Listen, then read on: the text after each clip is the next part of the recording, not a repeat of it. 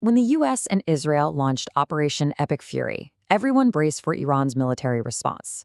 But what they got was something else entirely, a diplomatic war, declared by President Trump himself.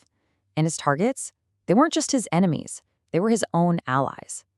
Today, we're going to break down how Trump's incredibly personal public callouts of world leaders ignited a global firestorm. And let me tell you, the tone was set right from the get-go. In a direct warning on Truth Social, President Trump made it crystal clear that any move from Iran would be met with, well, overwhelming force. This wasn't just a military threat. It was really the opening shot in a high-stakes global showdown. So here's how we're going to unpack all this. First, we'll look at the operation that started everything and what the U.S. said its goals were. Then we get to the main event, Trump's public clashes with both allies and rivals. And finally, we'll ask the big question. What does this whole chaotic episode really tell us about the new rules of foreign policy? Okay, first up, let's look at the spark that lit this whole firestorm. A little thing called Operation Epic Fury. So, how did we get here? It all kicked off in early March 2026, just moments after nuclear talks with Iran totally collapsed. The US and Israel launched this massive coordinated attack, and in the chaos, Iran's supreme leader was killed. Iran's retaliation was swift. They hit US bases and some neighboring Gulf states. The shooting war was on, but the diplomatic war, that was just getting started. All right, with the region basically on fire, the White House moved fast to define its mission. They were super clear about what they wanted to achieve from a military standpoint. So what exactly were those objectives? They laid out 4 primary objectives. Okay, here they are, plain and simple. 1. Annihilate the Iranian Navy. 2. Destroy its missile sites. 3. Weaken its network of militant groups. And 4. Prevent Iran from ever getting a nuclear weapon. As Defense Secretary Pete Hegseth put it, pretty bluntly, this was no democracy-building exercise. But here's where the story takes a really wild turn. Because the real story wasn't just about the military goals. It was about who President Trump went after next. And it wasn't just America's enemies, but some of its closest friends.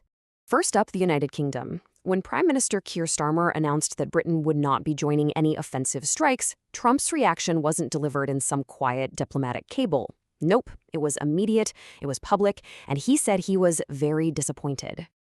And look, this wasn't just some off-the-cuff remark about policy.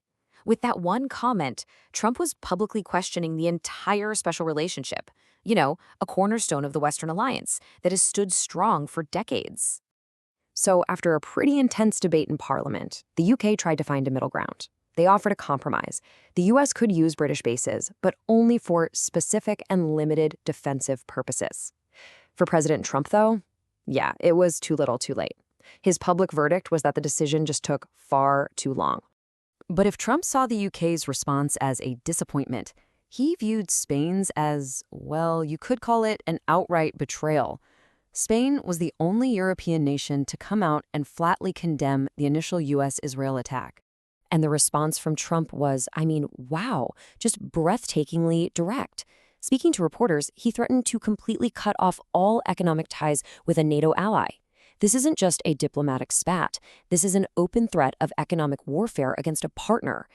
But, it wasn't all fire and brimstone. In a private meeting at the White House, a totally different side of the president's thinking emerged, and it gave us a pretty rare glimpse behind all the public threats. So right in the middle of all this public drama with Britain and Spain, the German Chancellor, Friedrich Merz, flies into the White House for a visit. And in that meeting, Trump said something, well, kind of surprising.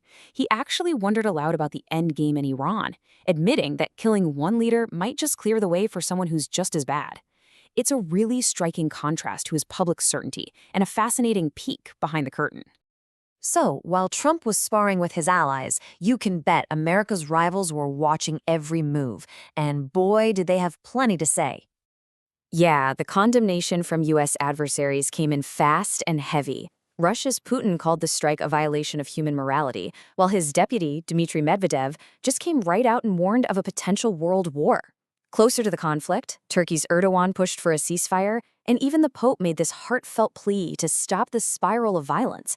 The message from all over the world was pretty clear: de-escalate now. So what's the big takeaway here? What does all of this chaos actually tell us about how international relations are being handled these days? Well, what this crisis really reveals is a fundamental shift. Trump's foreign policy isn't built on those traditional alliances or old-school diplomatic norms. It's purely transactional. It's all driven by personal relationships, public pressure, and just raw power. As one analyst put it, his brand isn't the president of peace, it's the president of power. All of this leaves us with one giant question. When alliances can be questioned on social media and economic threats are being thrown at your partners, the old rulebook has clearly been tossed in the trash. The challenge for the rest of the world is figuring out what the new one even looks like.